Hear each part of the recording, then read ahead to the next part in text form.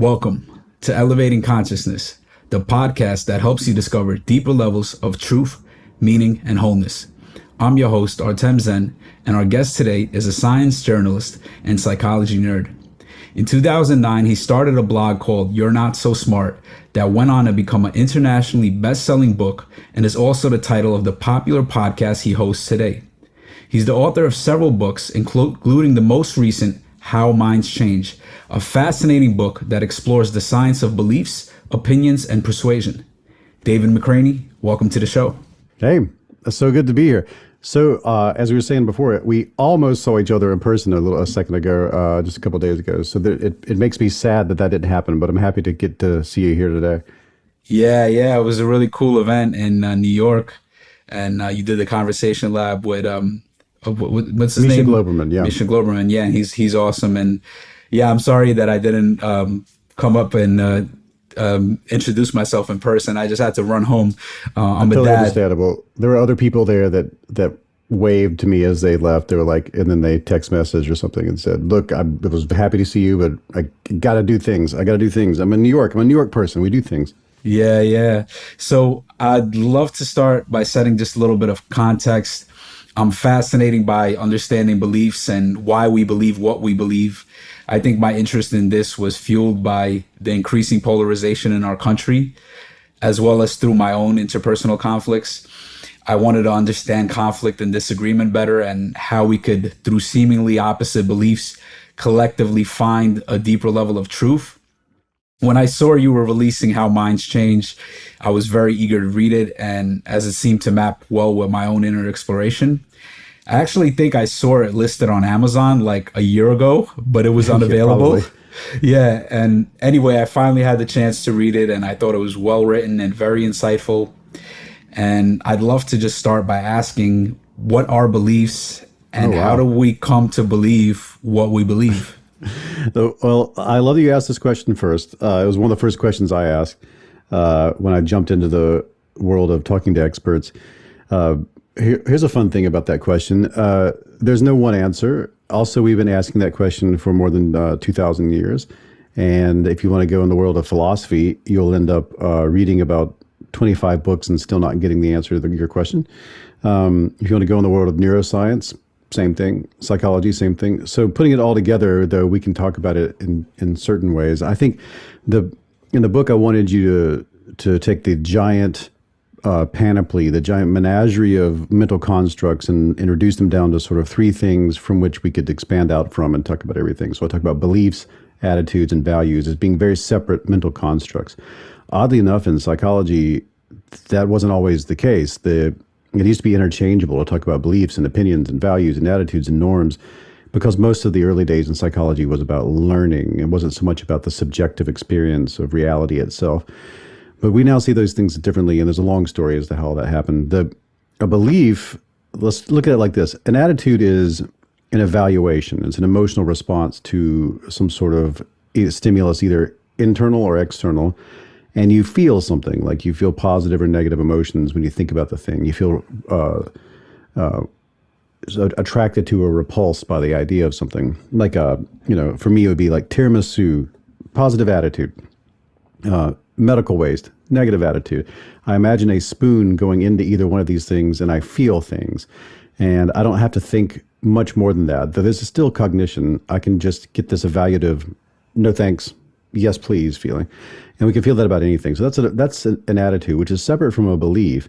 A belief is an estimation of confidence it's an estimation of certainty, which is difficult to wrap your mind around in some ways, ironically. At the neurological level, it's a bunch of associated networks of neurons delivering a sort of weighted emotional state that is kind of like a mood. And it's unbidden and you have no control over it. It's like when you bump your knee against the table and you feel pain. When I ask you, did we send astronauts to the moon? And did they land on the moon? And then did we see them walk around on the moon? And you tell me that you do believe that that is true. There's a large collection of neurons doing a lot of weird things that result in a feeling of certainty that you could put on a number to. I could say, if you say yes to me, they definitely landed on the moon. That's closer to attitude. But when I ask you, what would you give this level of certainty, 0 to 100%? And you say, I'm 90% sure. Like, you can feel a person kind of slow down a little bit to tap into the percentage that's sort of innately delivering that feeling of confidence or lack thereof. And if it dips below a certain percentage, and we're all a little nuanced here, but it dips below a certain percentage, you'll start feeling a doubt. And if it goes further down, you start saying, I don't think that's true. And I could say, did we send a marching band to the moon? And you'd say, no, I don't believe that we did do that. And what's your certainty in that? I'm like 0% sure, but maybe we did. So I'm 2%. So you can feel that it's got this spectrum to it. So belief is information that you have encoded into your brain through experience or learning or through conversation, communication, witnessing something, information that has physically altered the neurological substrate of your goop in your head. And along with it goes this secondary system of applying levels of certainty to the information and sort of interpreting it as you think about it. And that's belief. And in the end of the day, it's information encoded in the brain along with a tag of emotional certainty, separate from an attitude. And values are both informed and inform these two things. Values are where you put things in the hierarchy of importance in your mind. And they deeply influence our behavior and our thinking. So if for some people, college football has a high value, and for people like myself, it has 0 value. I'd never think about it. It's not even part of it. I don't even know it exists. I have no idea what the names of most of the football teams are. So it affects my behavior none. But we all have that. We have massive cathedrals of value sets. And when I challenge you on something, like you could almost feel us like there are people listening who are like, I'm ready to have an argument with you already. Like if I tell you to me, college football is the same as rolling a wheel of cheese down a hill as far as like things I think about or think are important in this world. And then you're like, I want to convince you that's important. I don't like that you feel that way. This is making me disrespect you.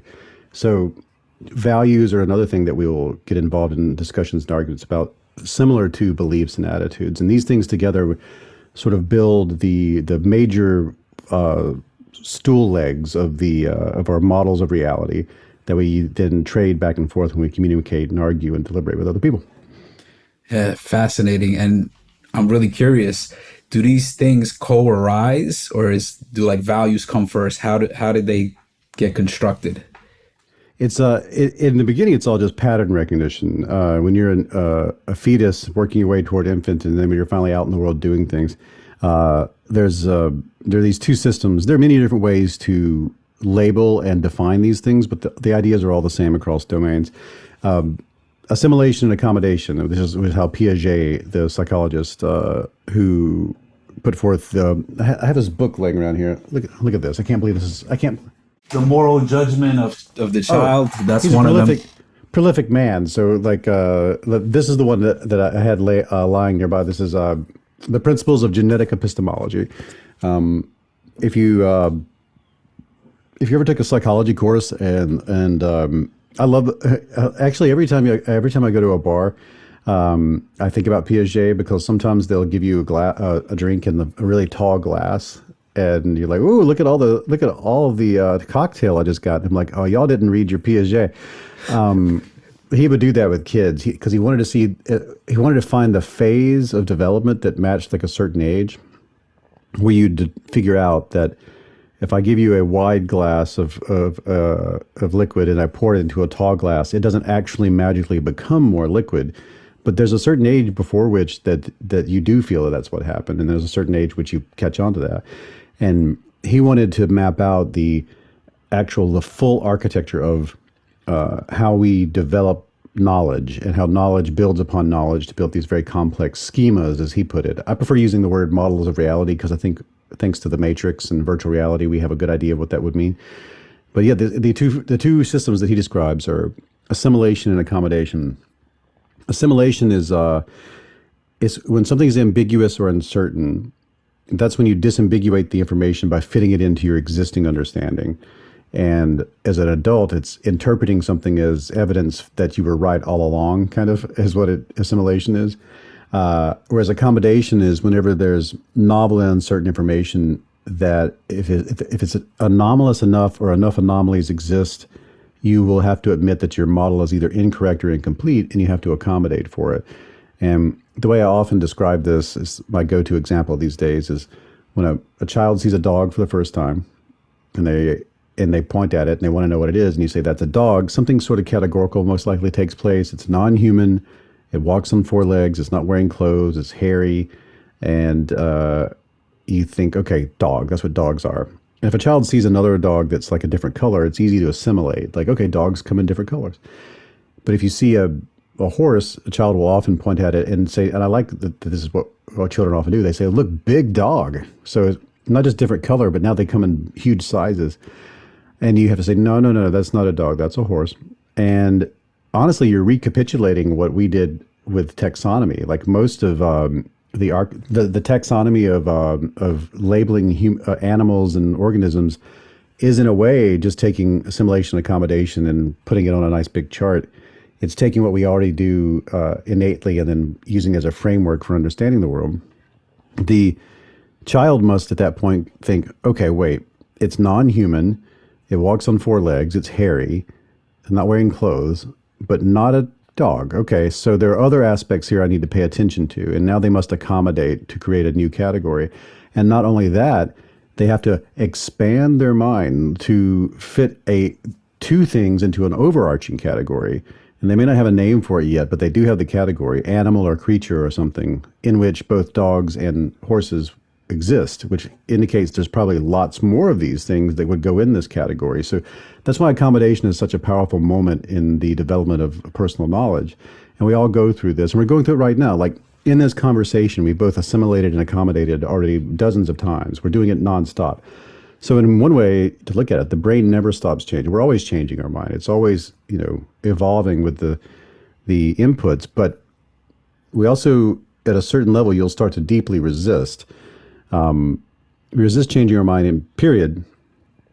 Just when anything is, when we can fall back on assimilation, you could look at that as resistance. Like if something happens that causes a lot of cognitive dissonance, if you can interpret it as it's really, though, when you think about it, it doesn't mean I really see things differently. This is just another example of what I already understand. You can assimilate it and the dissonance is resolved.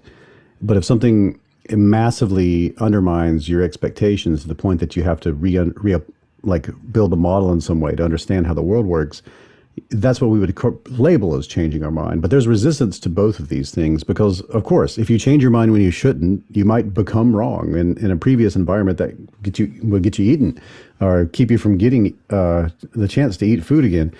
But there's another fear, which is innate, which is, what if I don't change my mind when I should? Well, I'll stay wrong. I'll discover I'm wrong and stay wrong. And both of these directions could end in your demise. So we walk a tightrope between these two things via assimilation and accommodation, but we err on the side of assimilation most of the time. I have a note somewhere where someone said this better than I could ever remember. This was the great psychologist David Redlosk, who said that at low levels of threat, which was what he calls small amounts of incongruency, we become alert, but we err on the side of our priors as we evaluate incoming data. And so that's the natural resistance we have. But that resistance gets stronger and stronger the more we are motivated to hold on to a certain belief, attitude, or value. And I talk about that at length in the book as far as like social costs. Once social costs come into play, and that could be your job, your family, your money, but it could also be like this group to which I feel identified. I don't want to become ostracized. I don't want to become untrustworthy and lose them. Then that causes even extra motivation on top of your baseline resistance to resist change. Yeah, there's so much there.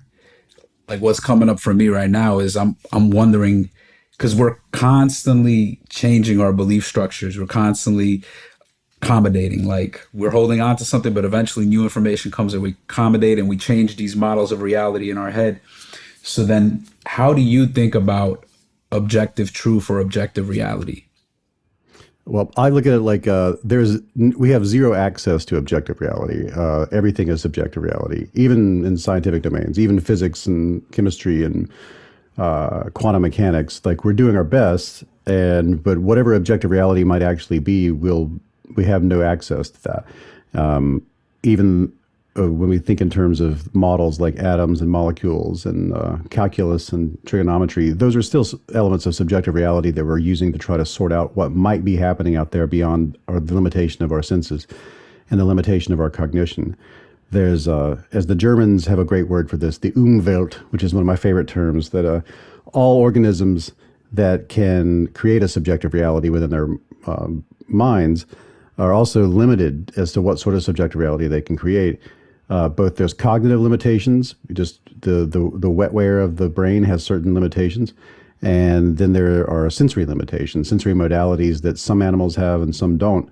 And the concept of the Umwelt is that like a mantis shrimp or an octopus has a very different subjective reality than ours from the sensory side of things. Like they can perceive certain aspects of the world that we can't perceive.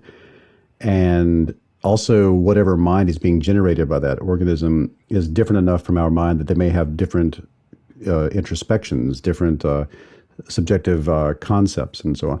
So the idea is that the Umwelt is that there are billions and billions of private subjective realities floating past each other within some objective reality that no one can get the full picture of. And that's where I am philosophically as far as all that's concerned. Now, when it gets to truth, that's a different thing altogether. Like what is and isn't so is a different question than what is and isn't real. The idea of determining what is and isn't true, as long as we're all playing by the same rules, we've got some pretty good systems for determining how much certainty we should have in any certain domain. I'm in the space of everything's a hypothesis. You collect evidence. Whatever has the most evidence so far is the hypothesis that has the most strength, and that's the best guess that we go with until we get more evidence. We're always willing to update everything should more evidence come in, or should old evidence come into question because we get better tools or better methodologies and so on. But I'm not a hardcore, let's say this is 100%. Like we can get up in the high 90s on a lot of things, but we're always open to changing the models, changing the theories, changing the narrative around anything, as long as we keep collecting more and more evidence and we have a system for vetting the evidence. And right now, the scientific method and scientific institutions do a really good job with this. It's the best invention we've created so far for digging ourselves out of a big hole of stupid.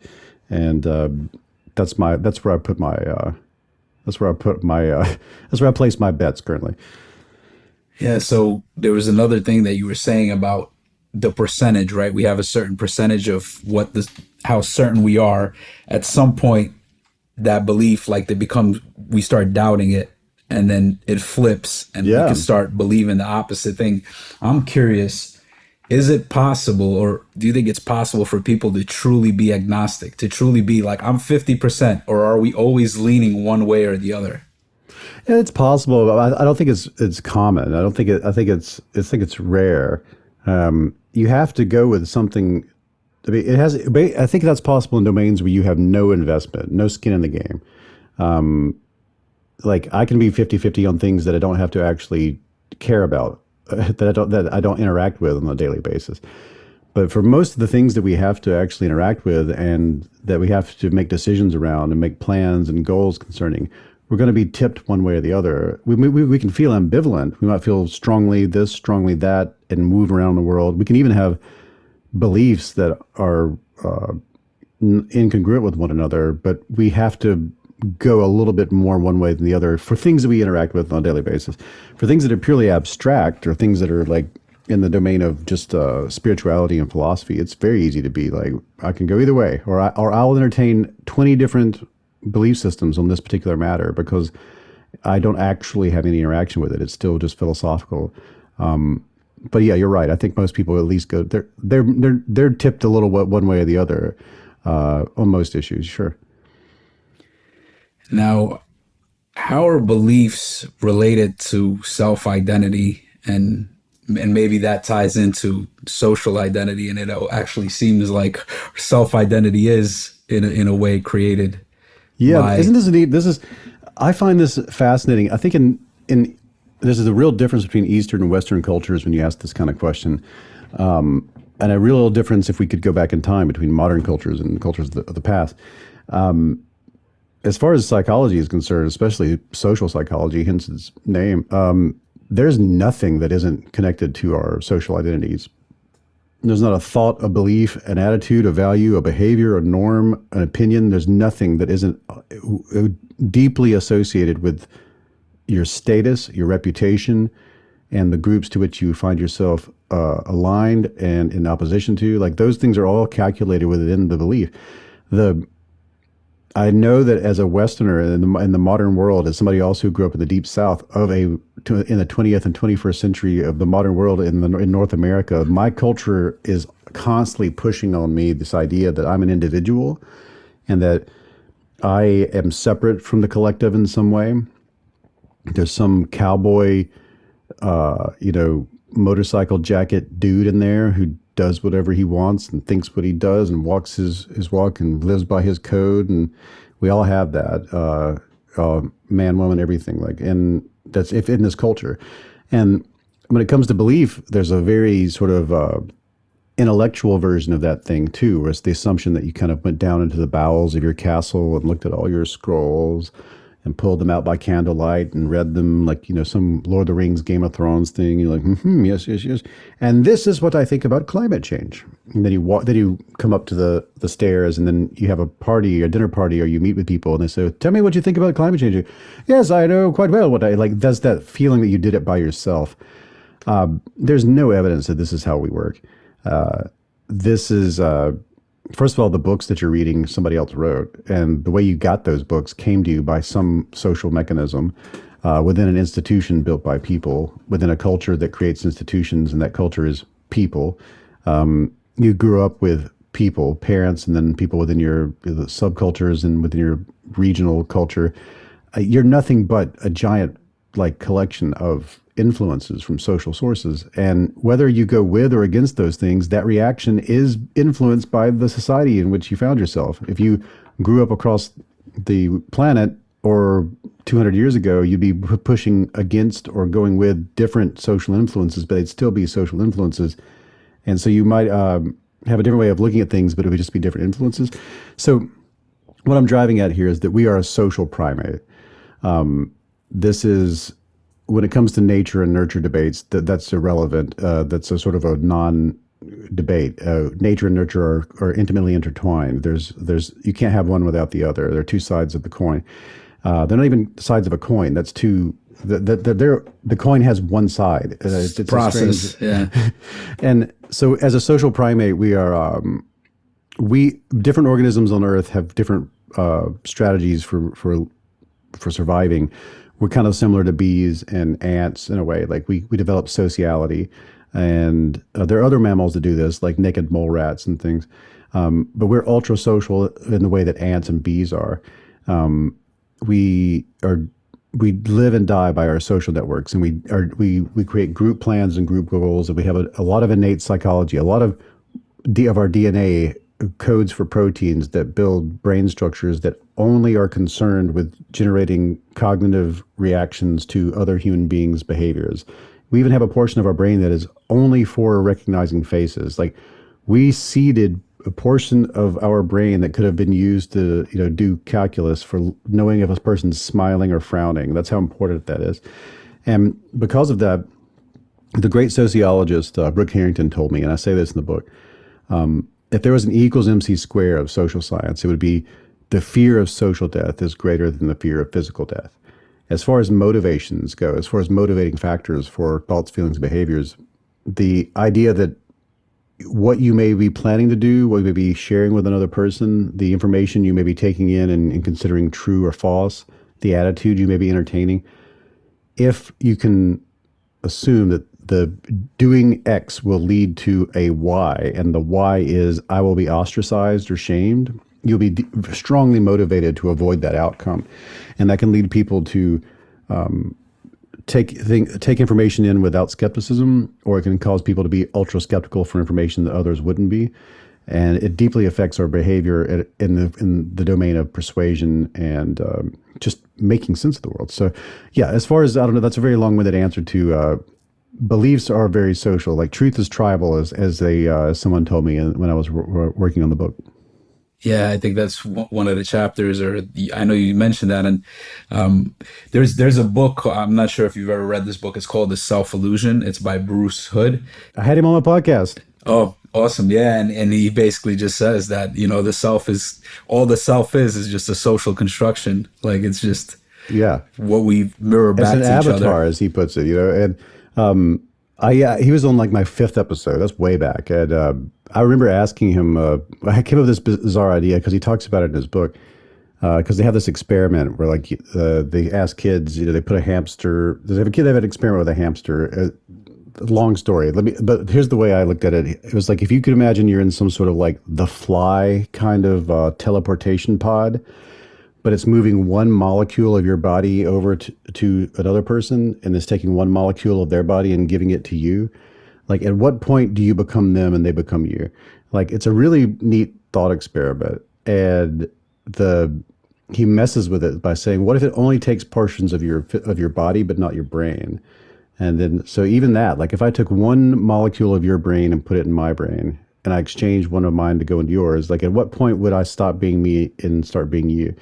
And the fact that I can even think that is really illustrative of a lot of what the work that Bruce Hood does in that domain. And I also remember asking Bruce Hood, like, if I could build a machine that was just as connected as human as neurons, like artificial. I'm talking about like a physical entity, no matter how big it has to be. Could I imagine it sparking up consciousness? And he was like, "Oh yeah, sure." Like he didn't even debate it. He was just like, "Yeah, of course." I was like, "That's consciousness is just a deeply connected network." And I'm like, well, there's that. There's Bruce Hood, the neuroscientist, saying that it's not unique to human beings. That it's an aspect of complexity that is unique to the way that our mush got evolved to be very complex. At least in his view, it is. Yeah, yeah. Yeah. So you mentioned in your book a well-known phenomenon, which is the more intelligent that one is, the better they become at rationalizing their beliefs. So for those of us who read a lot, learn a lot, what can we do to not fall victim to this kind of pattern of rationalizing, and how can we stay open to adjusting our beliefs more Oh, that's readily? so good. Or is it that actually that the more we do it, it's just our beliefs become kind of stronger and it becomes more difficult, like as your library grows and grows, you're just like less willing to let go of certain books or certain Look, ideas. I hate to break it to you, dear listener, but there's no way out of this game.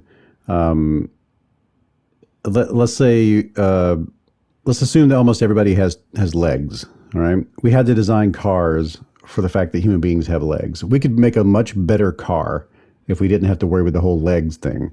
But we end up having to put a chair in this thing to sit in, to toot around and go places in our cars. Likewise, human beings have biases. We're subject to fallacious reasoning, and we are heuristical reasoners. We go with what's the fastest and least energy consuming thoughts and constructions and judgments over the ones that may take a little effort. We're social primates. We almost everything we do is concerned about how it's going to affect our reputations. These are just elements of what it is to be a human being. Like, we can't escape that. That's the game we're born into. But there's no reason to look at all that and go, well, we're flawed, illogical, and silly, and there's no reason to be pessimistic and cynical about our natures just because that's how we are. It'd be like lamenting that we have to have that we have legs. It's part of it. And just as we have legs and fingernails and feet and toes, we have to design a world around the fact that that is our sort of default setting, our default format. And we're deeply nuanced. I don't mean to be ableist here. We're deeply nuanced, and people come in many shapes and sizes, cognitively as well. So one of the things that's true, given all that, is the smarter you are, whatever that means, we can debate what smartness means, but let's assume it's a thing that exists. The smarter you are, and the more educated you are, the evidence is very clear that the better you become at justifying and rationalizing whatever it is you already think, feel, and believe. All that assimilation, accommodation stuff we're talking about, you become really good at it. And if you're deeply motivated to take on a certain perspective, or you're deeply motivated to engage in a certain behavior, you become astonishingly great the more educated and intelligent you are at coming up with a reason to go do it. It's like, when you want a piece of cake, you'll find a reason to go get the cake. And the smarter you are, the more clever you'll be at figuring out a way to get that cake, that even if you know you shouldn't have it, right?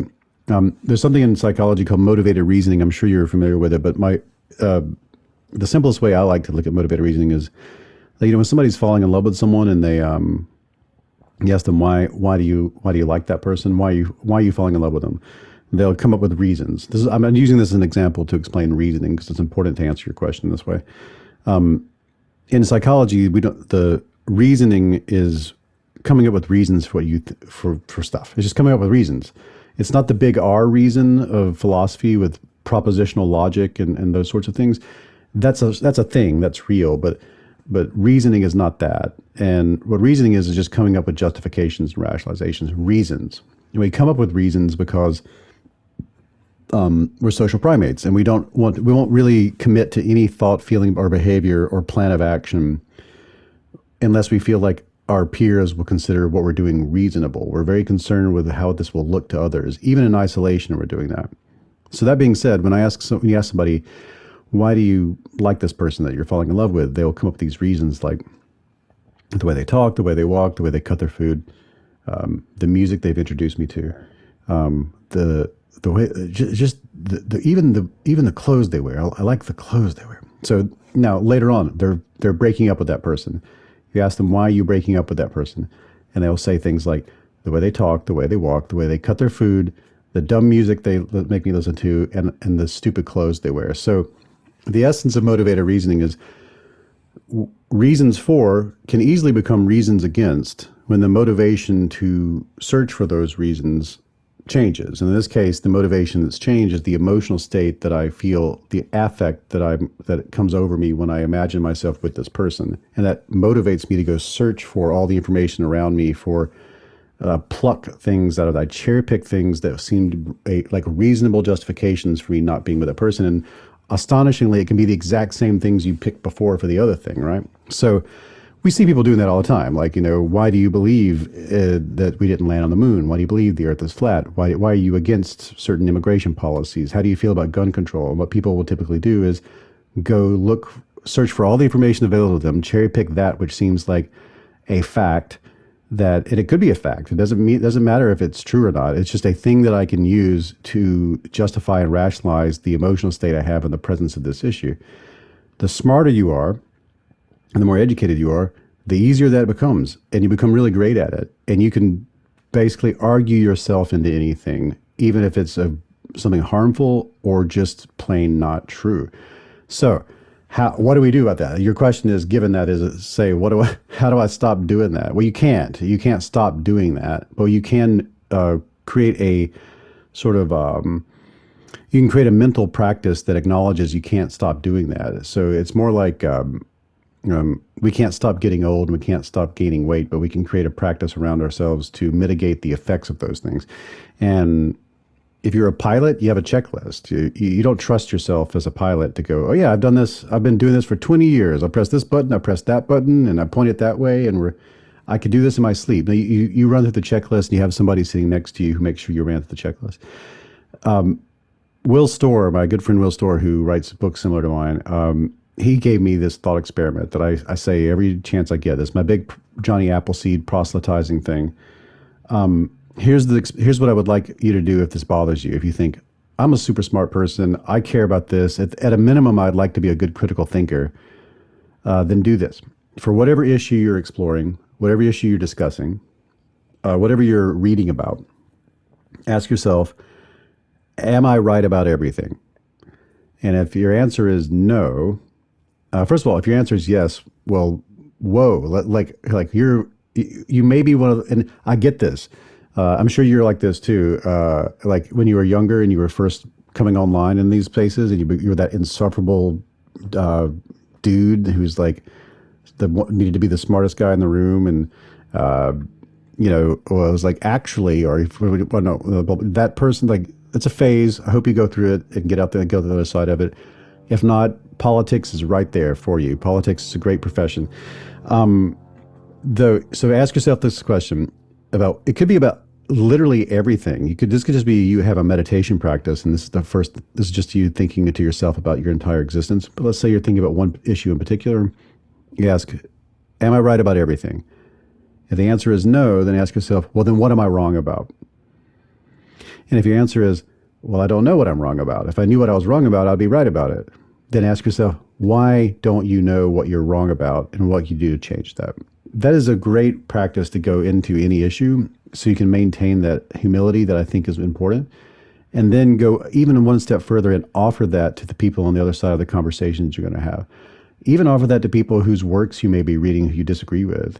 Offer that epistemic humility, both to yourself and to others, and then wade into these things and in a way that allows you to build an actual, real, your version, nuanced understanding of an issue with the acknowledgement that you'll never, ever be an expert or a master of anything. That's impossible. But you could acknowledge that and then build a foundation that is curious and open to learning at all times from everyone, every single chance you get.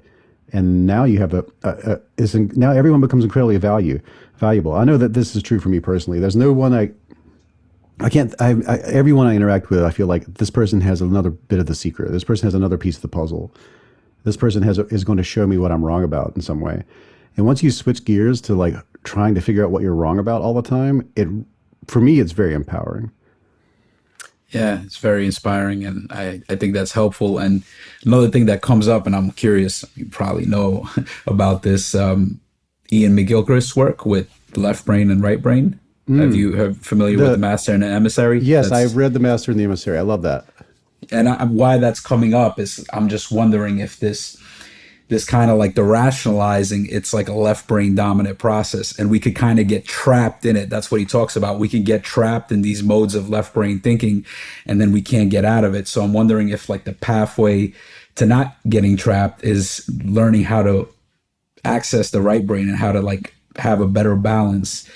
That book was one of my favorite books that I've read in recent years. Great. And there are people who debate whether the left brain, right brain construction is it real? That's not really important to the argument that he's making, which is emotion versus pure reason or whatever. And I come from that next phase of like this is like nature nurture. Like there is no non-emotional position on anything. Like the work of Antonio Damasio, where you take people who have lesions or they have problems with certain portions of their amygdala and things are messed up, so they have.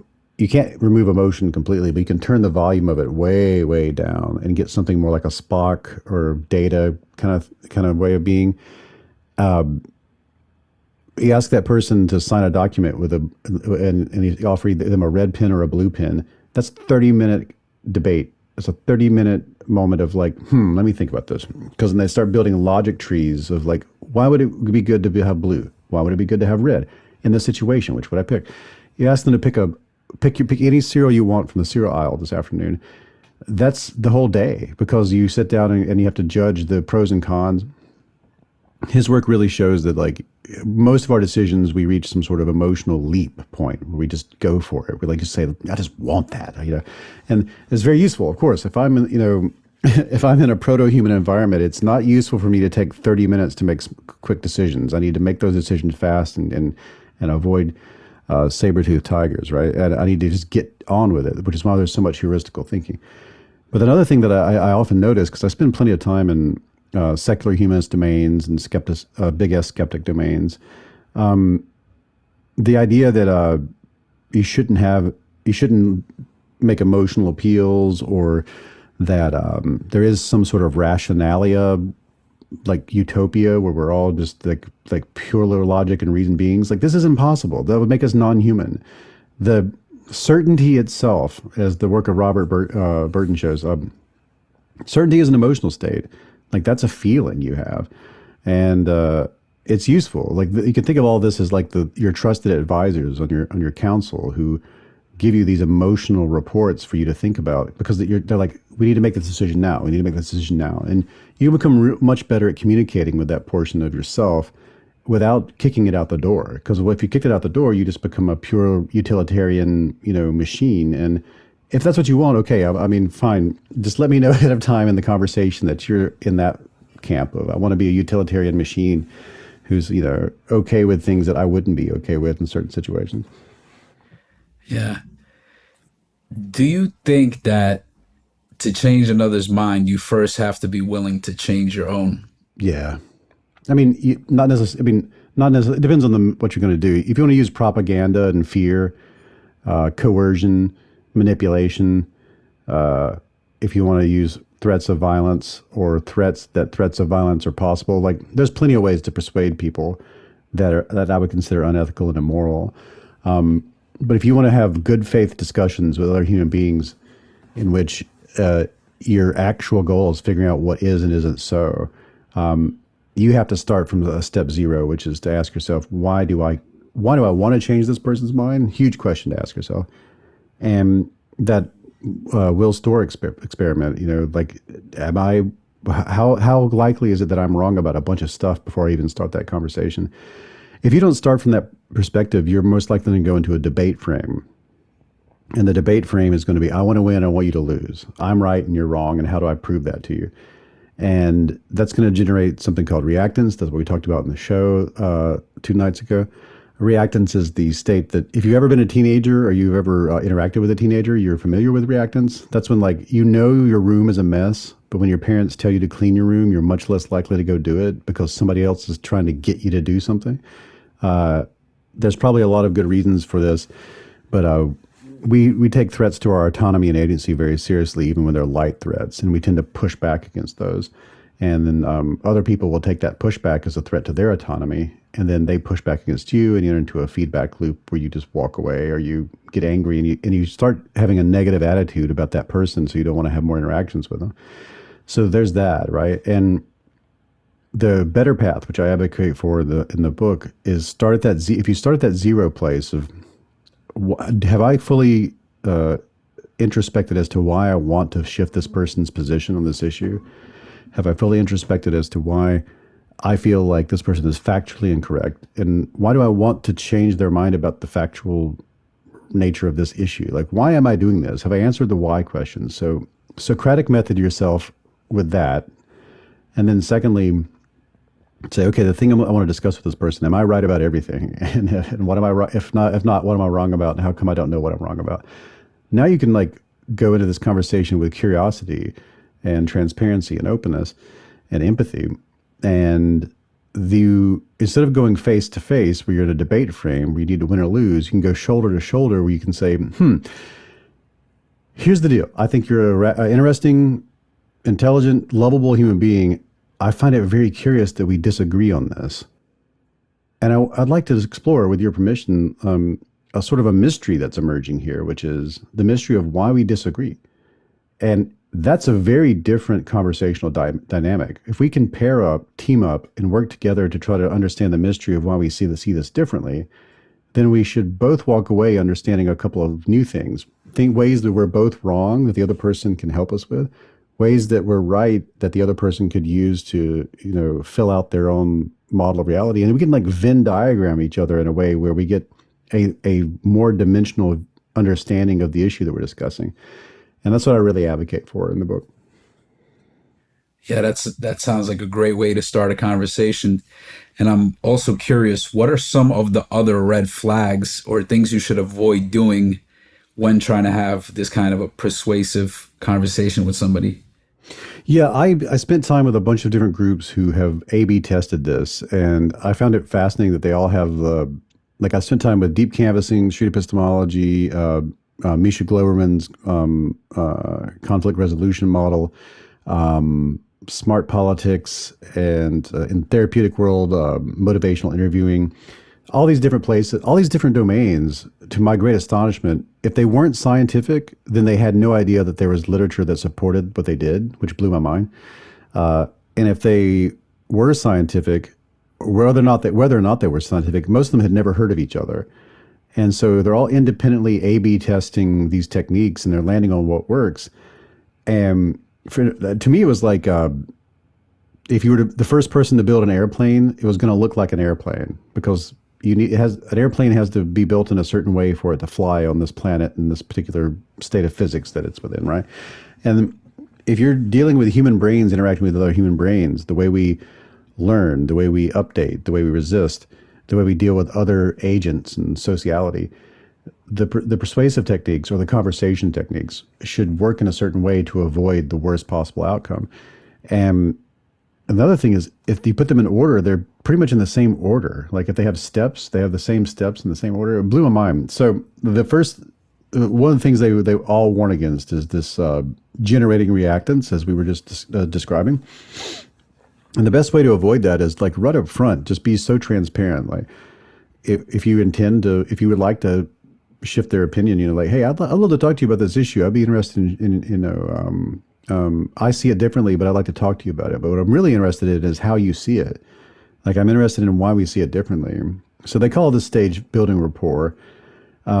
The main function of building rapport is to avoid reactance, which can come in two forms. There's this person is trying to tell me what to think, feel, and believe, which I will not going to be okay with, even if I think they're smart. Like if it was somebody I respected, if it was Carl Sagan, who came to me, is like, hey, I want to change your mind about something. I would still be like, hey, no, so that's be careful with the I'm going to change your mind. We can't help but push away from that. But the other thing is the sociality aspect of it. If that person interprets, it may not be your intention, and you may not be saying it in a way that you think somebody would interpret it this way. But if they interpret that what you're communicating up front is, you ought to be ashamed for what you think, feel, and believe, it's over. That's the most powerful reactance you'll get, because now you're activating the social primate push away thing. And here's an important caveat, because I've added to this recently, because people alerted me to this, is that even if they ought to be ashamed, I just put my hand over my side of my lips, even if they really should be ashamed, I can think of many ways in which a person's current position would be shameful. If I'm reaching out to somebody and they hate me for my my culture, my skin color, my sexuality, if they hate me, or they would be okay with hate, they want to harm me, or they'd be okay with my harm, or their position is so wildly factually inaccurate that it's causing problems in the world, they ought to be ashamed by my reckoning. But I can't communicate that if I want to change their mind. That's the thing.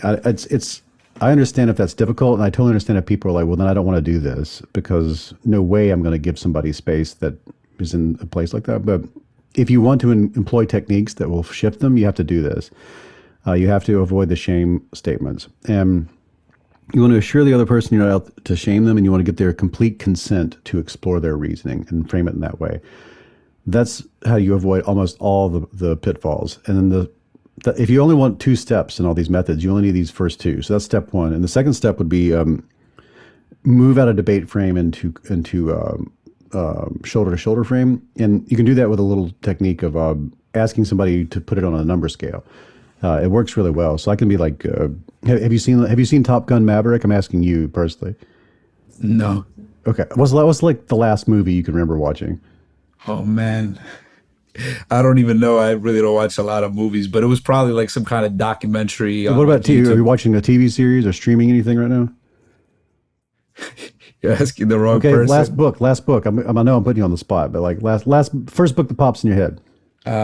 Well, besides for your book, let's just say The Society of Mind. I got Society of Mind, Marvin Minsky. Yeah. I got a signed copy of that. Can you believe that? That's a flex. Wow. A flex, yeah. Okay, Marvin Minsky, Society of Mind.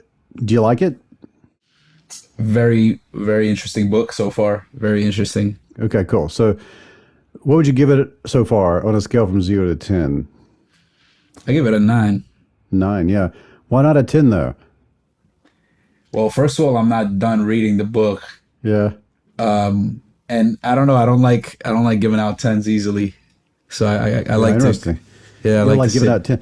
Now, this feels like flirting a little bit too. You may have noticed, but that's what's happened. But that's why is flirting something we enjoy doing? Because I'm actually talking to you now, right?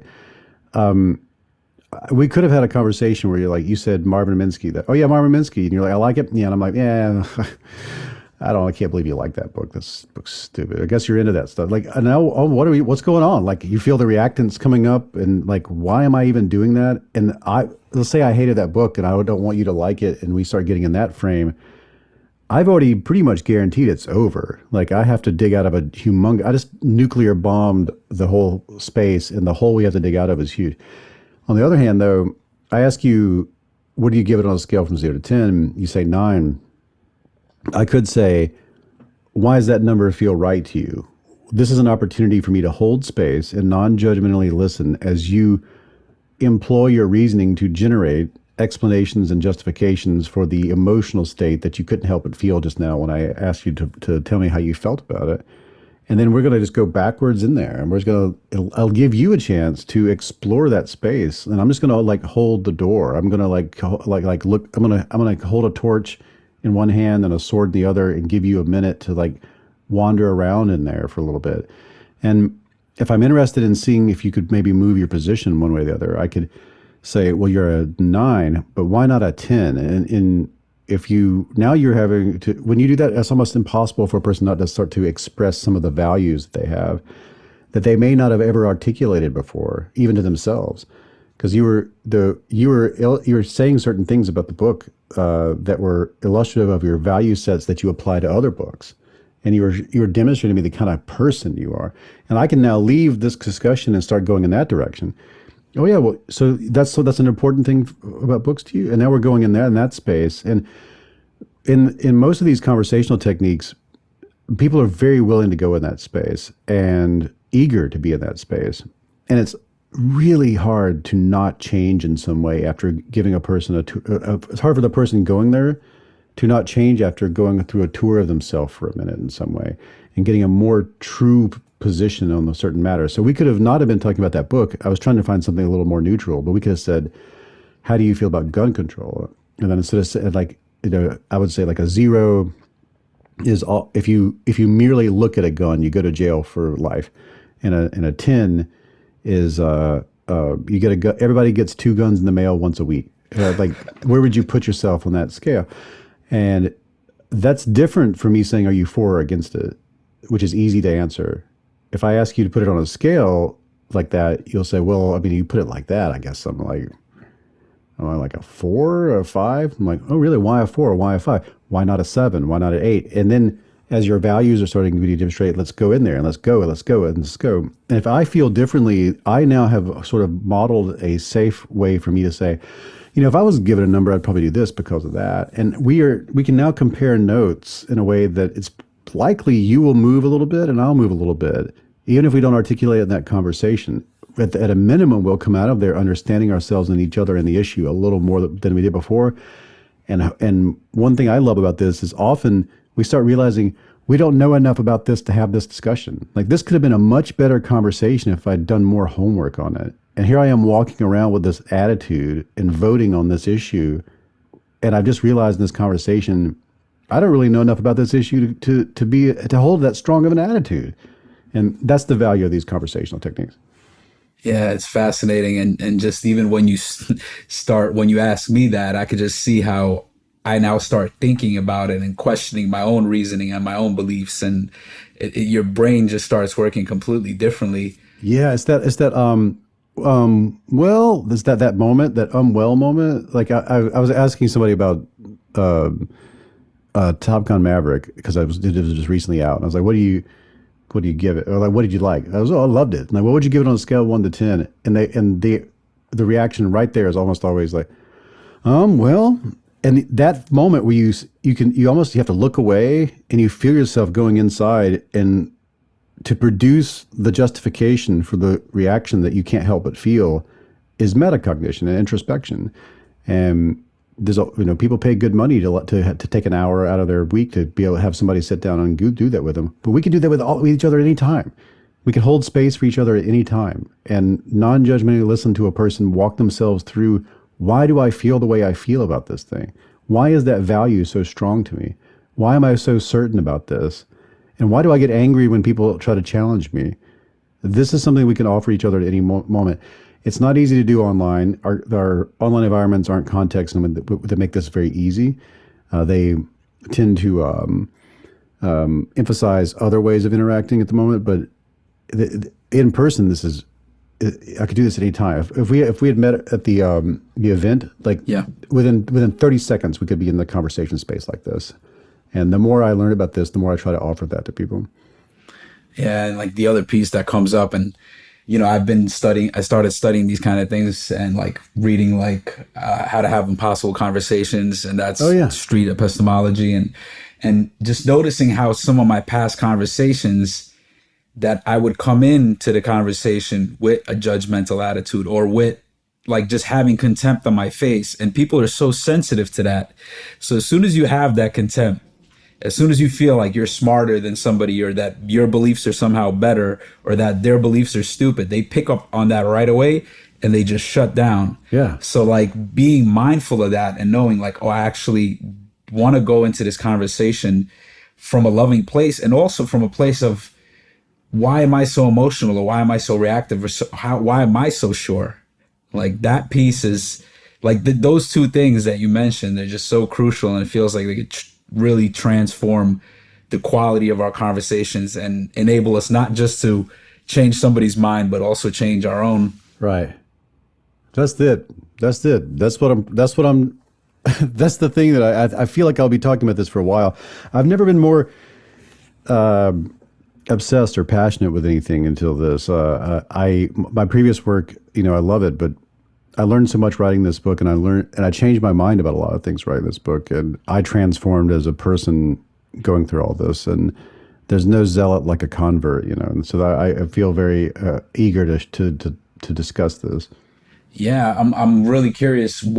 How did writing this book change your mind? What are some of maybe beliefs that you changed, or some things that you were holding on to before that you let go of? Yeah, there's I would say sort of the peanut butter and chocolate of my comeuppance is the interactionist model and the truth wins scenario. Both of them really shifted my thinking. The interactionist model is from Hugo Mercier and Dan Sperber. They have a good book explaining it called The Enigma of Reason. And it's basically it's a whole lot of work that takes everything we know in the domain of judgment and reasoning, and everything we know in the domain of judgment, reasoning, and social psychology. And instead of looking at humans as being flawed and irrational, it reframes us as being just biased and lazy, which is fine. We're all walking around in our little umvelts, and we all have unique life experiences. Of course, we're going to be biased. And, if I'm trying to decide whether or not to go camping in a certain location, one of my friends has never been camping in their life, and they think it's awesome. And another one of my friends was attacked by a bear in that location, and we're all getting together over lunch trying to decide if we're going to go there. My friends are going to be biased in a way they can't help. One's going to be like, let's go, it looks cool. The other's like, I don't know, it looks pretty bad. Let's not do that. They're also going to be lazy. Like, they're not going to like give me a 60-page essay as to why we shouldn't go into that area. They're going to say, I want to go. I do not want to go. So that's biased and lazy, but that's not flawed and irrational. And then as a group, we'll sort out what we ought to do. And that's sort of the essence of the interactionist model, is that we have one cognitive system for producing argumentation and our reasons, justifications, and rationalizations, explanations. And we have a completely different cognitive system for the evaluation of those things. And that's why you get things like the Solomon paradox, where people people often don't take the advice they so readily offer other people. They don't live the life that they tell other people they should be living. That's not because they're hypocritical, even though I guess that's what that word means, but it's not because that's the essence of their nature as being a hypocrite. It's because the system giving out the advice ain't the system taking the advice. And we do that as groups. That's what allows groups to work so well, is that we can depend on each individual being biased and lazy in their reasoning, so that as a group, we can work together to figure out goals and plans of action. We offload the cognitive labor to the group. That's really a different framing from the way when I first got into these subjects and was talking about them. It makes things like confirmation bias look completely different when you see it as a function within that system. And, if you're saying, let's go somewhere to eat, and, everybody's saying, where would you like to go? and somebody says, I want to go get sushi, and then the other person's like, I don't want to go get sushi, especially not around here. Why is that? Like, well, I just had it, or I get maybe sick, or I don't like it, or my ex works here. I didn't tell you any of that. I just told you I don't want to do it. And if everybody else said that they, like, let's say I want to go get sushi, and then the other three people in the group say, no, I don't want to, then I probably won't have any opportunity to explain myself. I just got sort of, overwhelmed. But if if three people want to get sushi and one person doesn't, they're going to be tasked with producing their reasoning. But as we listen to it, if they say, I just don't want it, we might be like, well, this time we're getting sushi, whatever you want next time. But if they say, I can't go, my ex works there, I'm trying to avoid it, they're like, all right, that's cool. It's like the deliberation process is where we do all this back and forth. And it's much easier to wait to do it there than it would be to do it inside the initial production of if I had to predict every possible way you might knock down my argument before I presented my argument, then we'd never get anything done. So it's easier to produce the biased, lazy thing first and then sort it out later. So that changes things. The other thing is this something called the truth wins scenario, which is from the work of Tom Stafford. And I'm doing this in lectures now, where I'll ask a whole group. I almost did this for the thing in Caveat the other night, but I didn't. We had a very limited time. I'll ask something from the like the cognitive reflection task, if it takes 5 minutes to make 5 widgets, how long would it take 100 machines to make 5 widgets? And so like there are 3 questions from the cognitive reflection task. It's the shortest intelligence test. The ball and bat problem, and then that one, and the lily pad problem. What I like to do is I'll ask a large group of people that one of these questions, and then I'll say, keep your answers yourself. And then I'll say, all right, who here really, really thinks they have the right answer? And then they'll raise their hand, and I'll bring a microphone to them and say, what's the answer first? Just what's the answer? And for like that one, they'll say 5 minutes. And then you'll hear a nice grumbling in the audience, sort of like, and then I'll say, please explain your reasoning. And then they'll explain. If it takes one machine 5 minutes to make one widget, each machine is making a widget every 5 minutes. If you have 100 machines working together, each makes a widget, blah, blah, blah, blah, blah. And they put up the answer, and then everybody goes, oh, yeah. So this is the work of Tom Stafford in this domain. He shows that a lot of the things from psychology that we wrote about 10 years ago in pop psychology, in books like Predictably Irrational, Thinking Fast and Slow, and all the things from that like first wave when this became real popular. We were pulling from literature done on subjects in isolation. These people are doing these cognitive reflection tasks alone. They're doing the waste and selection task alone. They're doing all these heavy hitters from psychology alone. They give their answers, and then the answers are put into a pile, and that pile is sometimes interpreted as how people work, as if that's how we would work collectively. You take these same bits of research, these same tests, and you give them 2 groups of people where they're allowed to crosstalk. You get different conclusions. You get different results of the work. So actually working together versus the illusion of people working together is a different thing. And you see that when you do this, one of these CRTs to an audience. I'll give somebody the task. I'll give the task to the group. The group will then answer alone. And then when one person stands up and produces their reasoning, they all switch to the right answer because that person's reasoning seems so sound. Kind of like deciding where you want to go to for dinner, right? And you go from a group of people, if we were to measure it, they might be 80% incorrect to 100% correct, just by allowing us to crosstalk for a second. And that's called the truth wins scenario. And that really changed how I see how we interact. And it seems like, it seems real important, man. Yeah, I also thought that was one of the major takeaways and fascinating parts, that how, that we need to argue, like we need to argue because it allows us to come up with better reasons. And we're actually a lot better at reasoning collectively than we are individually. And that it like makes sense for us to be lazy in our individual reasoning, and also how we're actually terrible at reasoning and rationalizing by ourselves. Like we could just go in loops and loops, but as soon as we step into a group and we start seeing other perspectives, it's like we need the mirroring to somehow come to a deeper level of You truth or have to, yeah. understanding. And by the way, I want to say that correctly for people who are listening. The question is, if it takes 5 machines 5 minutes to make 5 widgets, how long would it take 100 machines to make 100 widgets? I will not give you the answer. You figure it out. Talk to your friends about it. Yeah.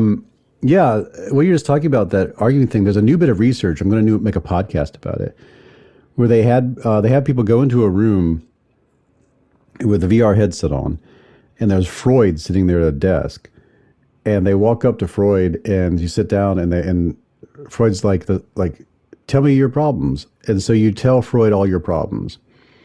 And then it reboots and you're still in VR, but now you're sitting at a desk and you are the Freud that you just spoke to.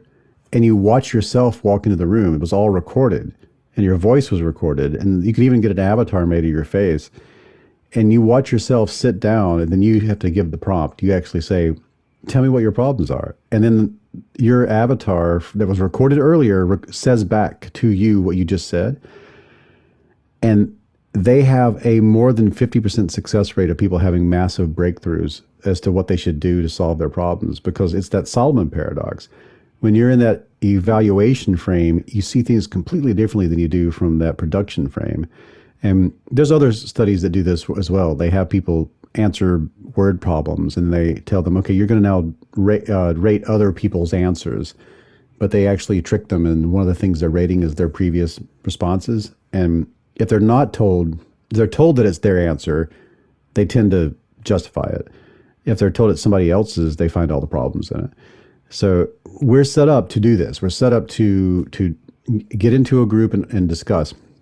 Because my friend Alistair Kroll, who runs tech startup and conferences and things, he said, on the internet, when you say you're having that discussion about where to go eat, when you say, I'd like to go get a grilled cheese sandwich, you're not making an argument for let's go have a grilled cheese sandwich. You're not suggesting let's have a discussion about it. You're saying, I'm going to go to the grilled cheese sandwich room. Who wants to join?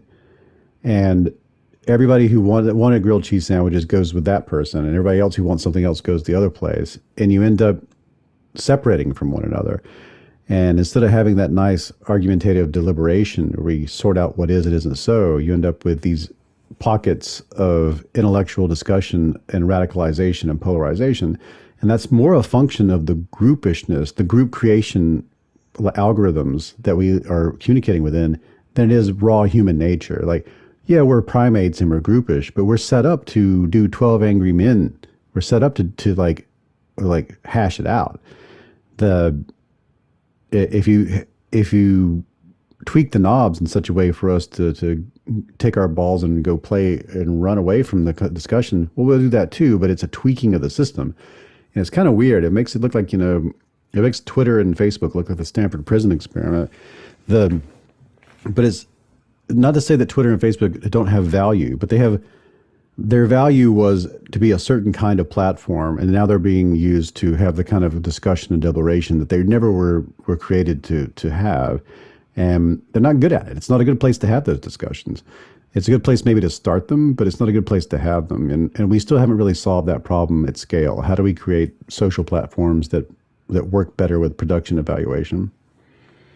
Yeah, I'm wondering if also like what happens, why they're not good is because of the echo chambers. Like you just end up following all the people whose stuff you're interested in. And like, I'm wondering how that, because the whole thing about reasoning better, that we're better at reasoning collectively, it seems like it would be so if we have people with different perspectives and different beliefs and different ideas. But if you somehow are just surrounding yourself with everybody that believes the same thing, it actually becomes worse, because then you fall victim to groupthink. Yeah, and it's not as bad as it. Like, there's a lot of evidence that even people who are in that place, they know that it's not like they don't see the arguments of the other side. It's not like it's not an intellectual thing; it's a social thing. They're not completely walled off from the arguments of the people that are in different groups or have different values or attitudes. If anything, they may see them more often than they used to, because what are they talking about in those groups? Things they can argue about. So they're often pulling in what other people are saying. So it's not like they are in a bunker where only people who agree with them are talking to each other and they don't get any information from the outside. What's changed is the social dynamics of who they interact with.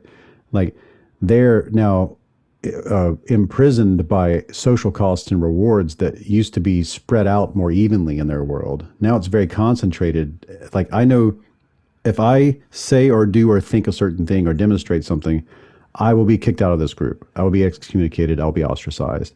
I'm a social primate. That's one of my greatest fears. So I'm going to do everything I can not to do that. So it does alter people. It does radicalize people, but it's a strange form of self-radicalization that's more like playing a video game than it is, being locked in a basement where with a bunch of, neo-Nazis are discussing how great it is to be a neo-Nazi, and they don't ever get to hear anybody else. They only have 4 books in there.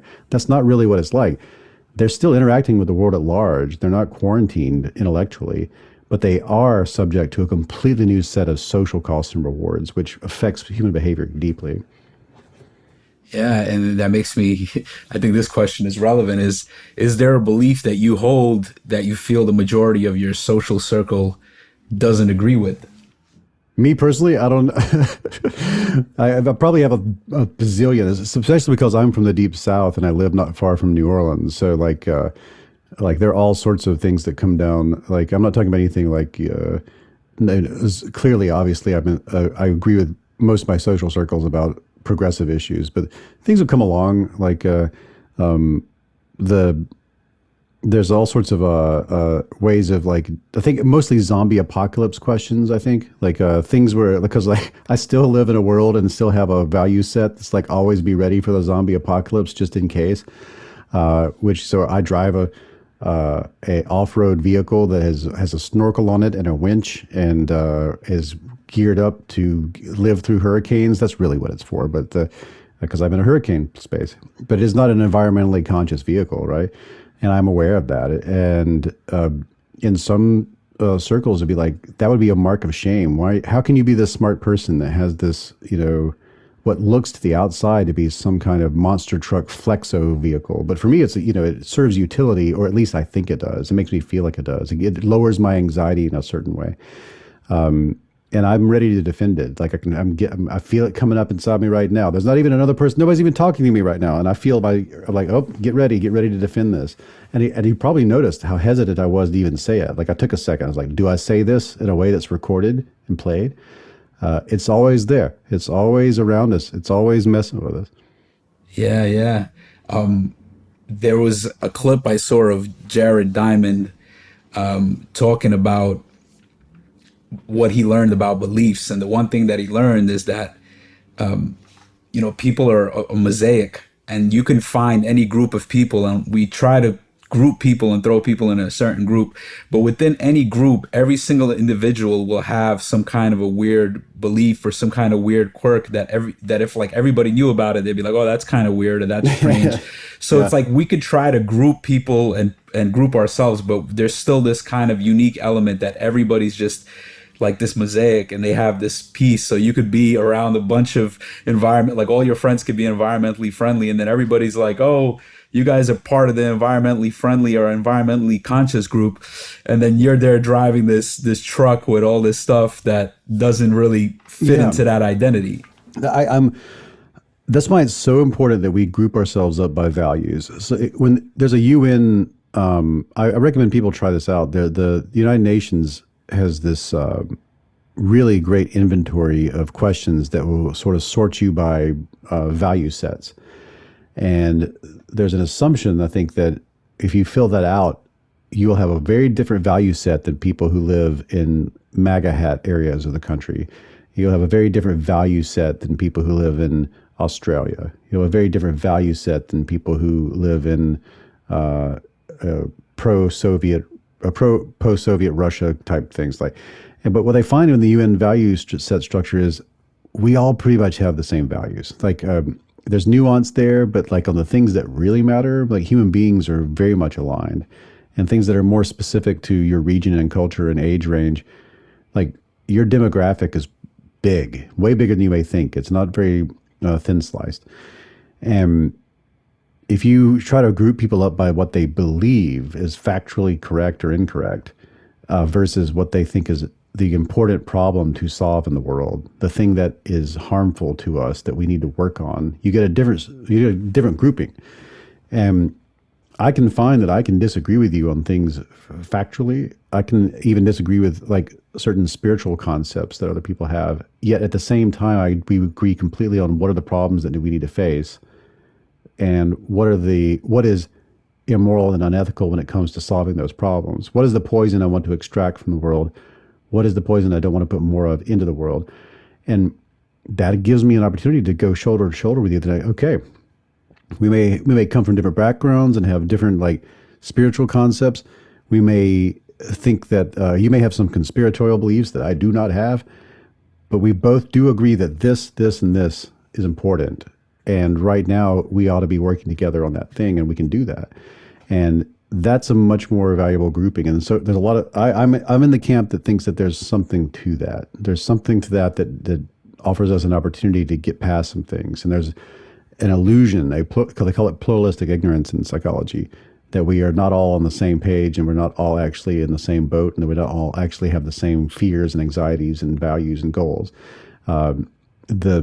It's true. There's plenty of outliers, but that distribution, that bell curve, like it's way fatter in the middle than you think it is. And the idea that we're so polarized, we can't agree is ridiculous. We're not. We are absolutely not. Like that's some game we're playing that doesn't have to be part of, do we work together on trying to prevent climate change? Do we work together on trying to prevent human trafficking? Do we work together on trying to make a sustainable future where we get to leave the planet and explore the stars of the Andromeda galaxy one day? Like turns out we're all kind of on the same page on pretty much everything. Like we might disagree on what kind of mustard to put on a hot dog, but that isn't going to keep us off the spaceship. Yeah. It seems like it's like you're saying we're not really polarized on the deep level, but it's like we're almost paying attention to the wrong things. We're just like, oh, he's voting for that person, so I don't like him, or I don't done. like that He's group. over. Yeah. But I think it's a death rattle. This is all an extinction burst for a way of sorting and making sense of ourselves that is very 19th, 18th, and 17th century. And it served its purpose. It got human civilization to where it's at. It caused a lot of harm along the way. But we have reached a place where we can go beyond that. All the great voices from that, from Terence McKenna to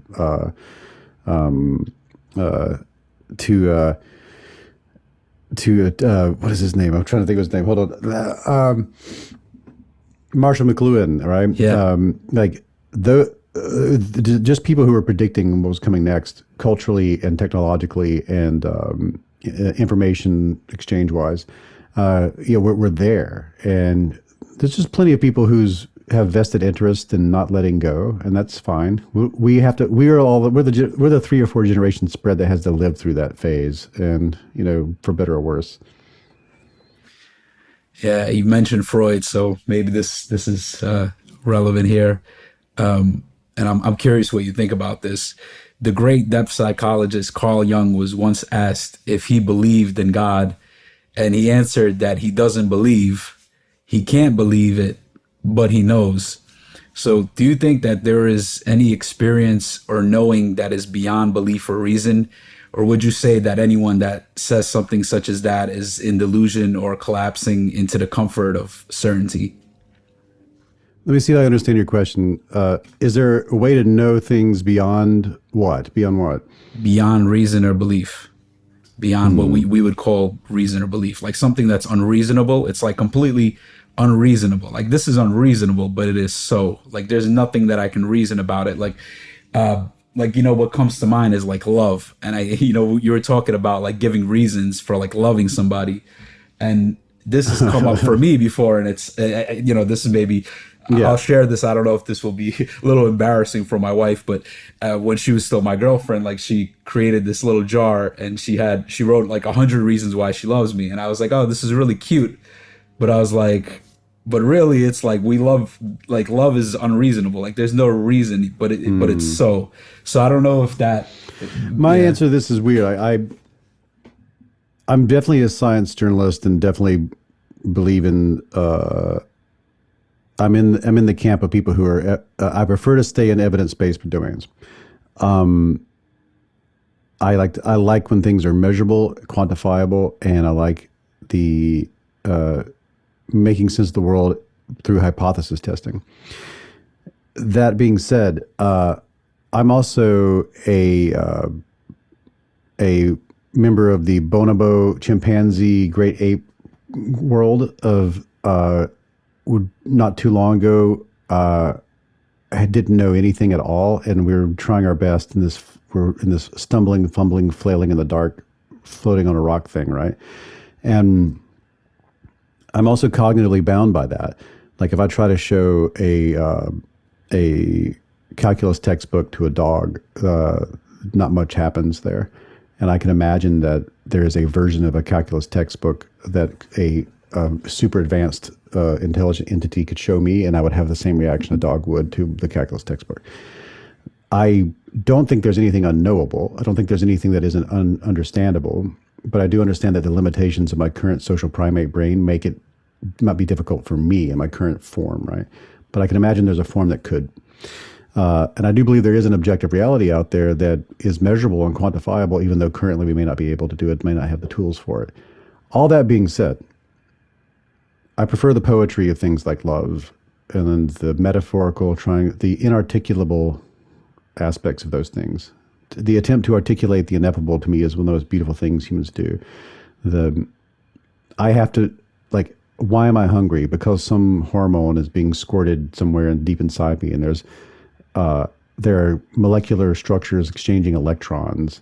I have no access to this. In a lot of ways, I just have to understand it the way I would a story in a picture book. I know it's happening within me, but I have no access to it. I have access to the thunderstorm of outcomes that happen way up here at this scale. What I feel, what happens to me, my expression with it, my expression of it, my interpretation of it, and in that space, I'm very happy to stay in poetry mode. It's wonderful. The 100 reasons why your wife loves you may just be rationalizations. They may be justifications. They may be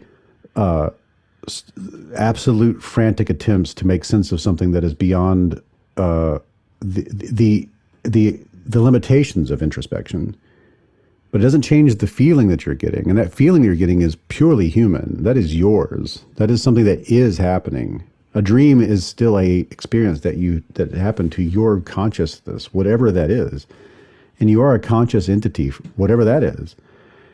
And I'm happy to jump in reductionist mode if we want to talk that way, but I'm also happy to stay out of that space and then write poetry about it and live by that poetry. It's really difficult to live by an algorithm. It's really difficult to live by a math formula, even if I believe it totally. But I can live by a poem, and I would prefer to do that in times that I can. So that's my bizarre, long-winded answer. Yeah, it's beautiful answer. So I guess you mentioned before we hopped on this call that you're pitching a new book. So I'm just wondering if there's any way you can share what this new book is. What is this idea? Yeah, the next book will be, I don't know what the legality of naming it Genius is, but we'll name it something like that. And right after I turned in the manuscript for How Minds Change, I went on the road and went to Mensa headquarters. I was the first journalist allowed to go there, which is kind of neat. And I asked, could you put me in touch with a lot of people with extremely high IQs? And they said yes. And then I went and spent a day or two with each one of them.